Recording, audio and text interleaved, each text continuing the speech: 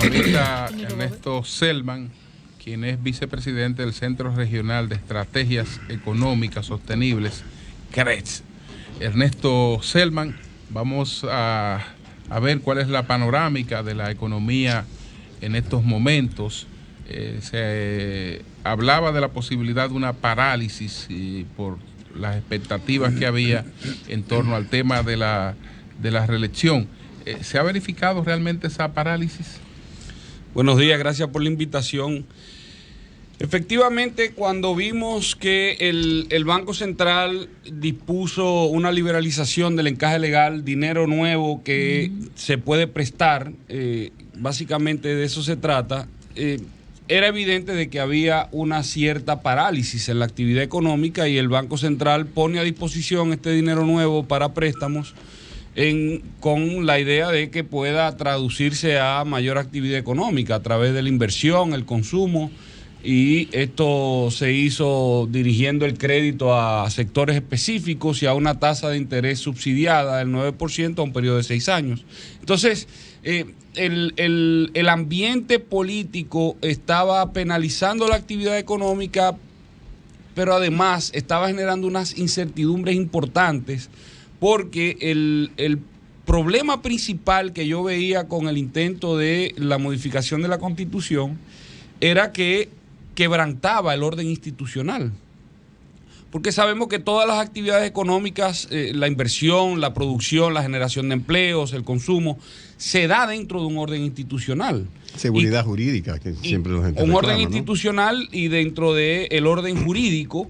Y en la medida de que había digamos, este nubarrón que se había ya puesto sobre el ambiente político, eso penaliza la actividad económica y esa incertidumbre incluso presionó el tipo de cambio. Ahí ya en República Dominicana se ha visto un tipo de cambio paralelo, diferente a lo que es la tasa o el tipo de cambio oficial. Y entonces eso estaba generando esta incertidumbre y eso definitivamente tiene un impacto en la actividad económica en la medida que los inversionistas dicen, bueno, yo espero a ver cómo es que esto se va a desenvolver, qué es lo que va a suceder, porque el problema de nuevo es que si se pueden cambiar las reglas de juego y no tener seguridad jurídica por ambiciones de poder, de dinero, cualquier razón, eso tiene un impacto definitivamente en la actividad económica. Y tomando en cuenta esto, el presidente anoche despejó dudas respecto a una reforma constitucional, al menos para él repostularse. Y le hizo un llamado a los sectores económicos y sociales y a los empresarios. Le hace un llamado, crean en esto, sigan. Eso quiere decir que ¿qué significa? Eso refleja de que él ya sabía que había un ambiente que estaba perjudicando esa actividad económica y él no quiere dejar un legado de Entonces, con esa decisión de anoche, ¿entiende usted que económicamente ya nos vamos a Creo que activar? Es una decisión sabia en la realidad que él se manejó, porque yo pienso que definitivamente habían intentos y no, la realidad es que no hubo posibilidad, pero fue una decisión sabia, hay que reconocer, una decisión importante para el país, quita parte de esa incertidumbre, porque el problema de nuevo principal era que eso implicaba un quebrantamiento del orden institucional, porque ya las reglas de juego se habían cambiado y se iban a volver a cambiar de nuevo en 4 años. Señor, el único país en el mundo que si se hubiese intentado la modificación de la Constitución, el único país en el mundo que en 16 años iba a cambiar la Constitución 4 veces, 2 veces en 4 años. Entonces, con el propósito de la reelección, porque en el 2010 fue la habilitación de Leonel Fernández para poder lanzarse de nuevo. Una reelección no continua, diferida, pero de nuevo, habilitarse de nuevo. Desde la muerte de Trujillo, que no se puede analizar institucionalmente, todos los que han tenido posibilidad de cambiar la Constitución la han cambiado. El único que la modificó en contra de sus intereses fue Juan Bosch. Así fue.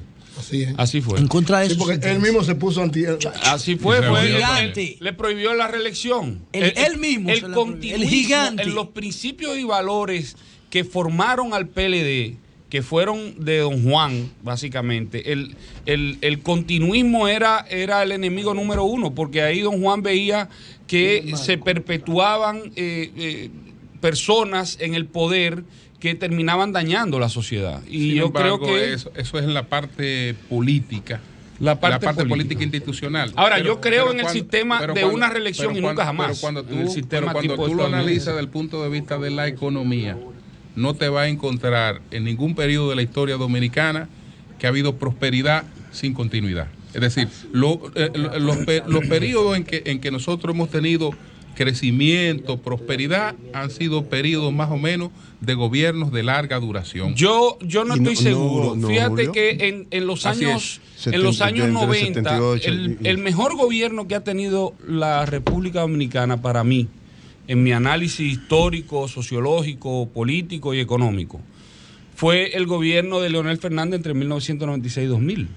El problema fue que vino otro Leonel Fernández luego, pero ese gobierno fue de 4 años. Sí. Fue un gobierno dividido. Ando buscando a Leonel del 96-2000. Sí. No lo encuentro. No, yo tampoco, porque fue un gobierno institucionalista, Sin embargo, reformador. En términos de Bueno, las reformas se propiciaron no te en el equivoques, Congreso, Julio. no Sin se embargo, propiciaron en el hay parte de Congreso. este crecimiento. Pero ¿qué pasó? Tú oyes, Hay parte de este ahora, crecimiento que es ¿qué- ficticio. Eso no ahora, dependía que del ha sido en gobierno. base a Pero deuda. escúchame, que estamos hablando de ahora. ¿Qué pasó con el gobierno de Leonel Fernández y las reformas? ¿Qué va a Que pasar como con no eso? pudo haber continuidad del gobierno, las reformas que Leonel Fernández impulsó, por ejemplo la de la industria eléctrica, fueron inmediatamente un proceso de contrarreforma. Es decir, que el hecho de que no pudo quedarse un gobierno que le diera continuidad a esa reforma provocó inmediatamente Pero un no retroceso. solo la Yo estoy de industria acuerdo eléctrica, en sino ese- el colapso en total ese- de en ese todos los caso procesos. específico Ninguno del sector- funcionó de esa reforma. En ese caso específico del sector eléctrico, Sí. yo estoy de acuerdo contigo, pero nosotros Ni todavía azucareros, hoy ni día, los demás industrias, todavía todo se fue a hoy pique. día,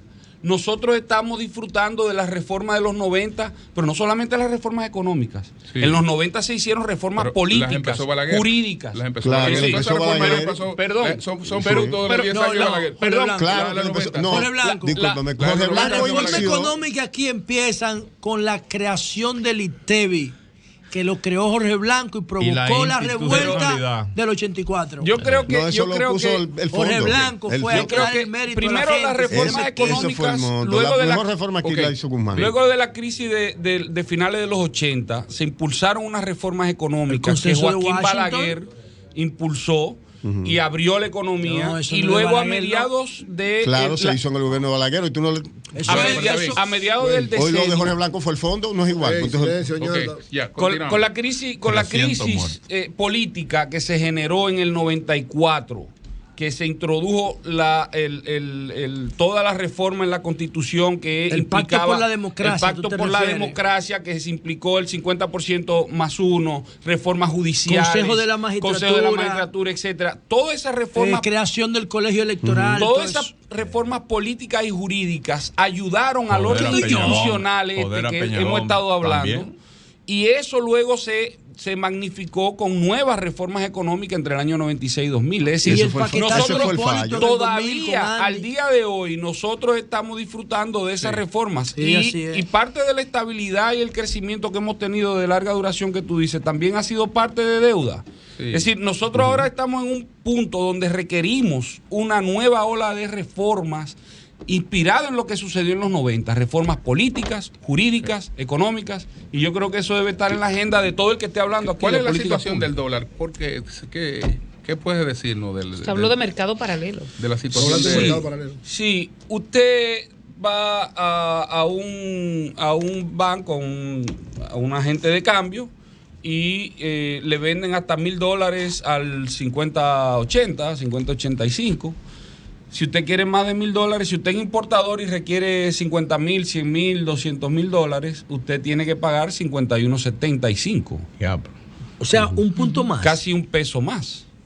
Entonces, Casi eso sí. es fluctúa entre 80 a un peso, ha fluctuado en las últimas semanas, 2 semanas, y eso es una realidad de que hay que, yo creo que hay que sincerizarlo. Pero no necesariamente, porque aquí mucha gente habla de que hay que dejar de deslizar el tipo de cambio. Hay que reducir los costos internos en la República Dominicana. Nosotros tenemos elementos que están implicando costos internos.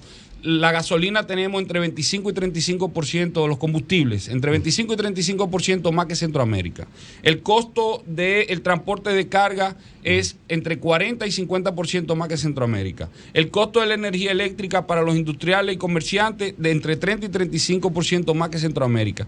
Hay elementos en la economía dominicana que están implicando mayores costos que hay que, de nuevo, esto es parte de una agenda de reformas, de una nueva ola de reformas que debemos abocarnos para hacer el vivir y hacer negocios menos costosos en nuestro país. Ha hablado de la necesidad de una ola de reforma, y cuando habla de reformas económicas es reformas fiscales, es decir, no, pero incluye, es decir, incluye incluso eso es una parte, modificación, sí, claro, el pacto fiscal del cual se ha hablado. Sí. Y hablaste ahorita, subrepticiamente, del impacto de la deuda en el crecimiento, es decir, ¿cómo tú ves la deuda que tenemos? Es decir, somos un país que ya prácticamente andamos por el 50% de nuestro endeudamiento, y cuál es el impacto que tenemos cuando del presupuesto prácticamente más del 30% corresponde a endeudamiento. El presupuesto del Estado. El problema de las deudas es cómo usted lo paga y cuánto le cuesta. Porque hay países que tienen, el Japón tiene 150% del producto, pero el costo de los intereses es menos del 5% de los ingresos tributarios. Nosotros tenemos 50% de deuda y el costo es solamente de pago de interés el 25% de los ingresos tributarios del gobierno. Entonces, cuando usted tiene como persona, como empresa, como gobierno, que una cuarta parte de sus ingresos tiene que pagarlo a intereses solamente, solo para intereses, usted sabe que tiene un problema. Entonces, parte de estabilidad, crecimiento que hemos hablado, es porque la deuda pública en los últimos 10 años se ha duplicado. Duplicado. En los últimos 10 años. En los últimos 10 años se ha duplicado.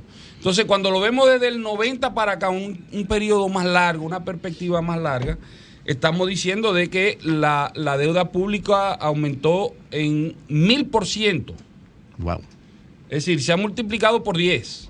Entonces, cuando usted tiene algo así y el costo sigue incrementándose por los intereses, usted dice, aquí hay un tema que hay que resolver y hay que ponerle atención, porque en el tiempo eso tiene consecuencias. Puede ponerle atención, acumularse por un periodo de tiempo largo. Puede ponerle atención ahora que el presidente habló de que no tiene intención de... Bueno, ese es un problema que tenemos porque tenemos 4 elecciones, yo creo que vamos a tener en los próximos meses.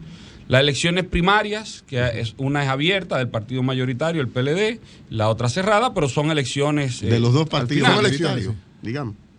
Una en las primarias, otra elección que serían las municipales en febrero, otra elección que serían las congresuales y presidenciales en mayo, y una segunda ronda. Aquí nadie va a sacar el 50%. Bueno, el que crea que va a sacar más del 50% creo que está soñando. Ernesto, el gobernador del Banco Central en El Salvador, en una conferencia que está en un encuentro, acaba de decir que la economía dominicana creció en el primer semestre, es decir, enero-mayo, estaba la inquietud, un 5.1%. ¿Tú piensas que eso implica que ya despejado este ambiente podría entonces haber un repunte y estar por encima de lo que se ha proyectado, un 6, un 7, el crecimiento este año? Si usted le pregunta a un gobernador de Banco Central, un presidente de Banco Central de Chile o Perú, y le dice que la economía está creciendo al 5.1 y usted está haciendo estímulos monetarios como liberalizando recursos para prestar nuevo dinero, se sorprenderían.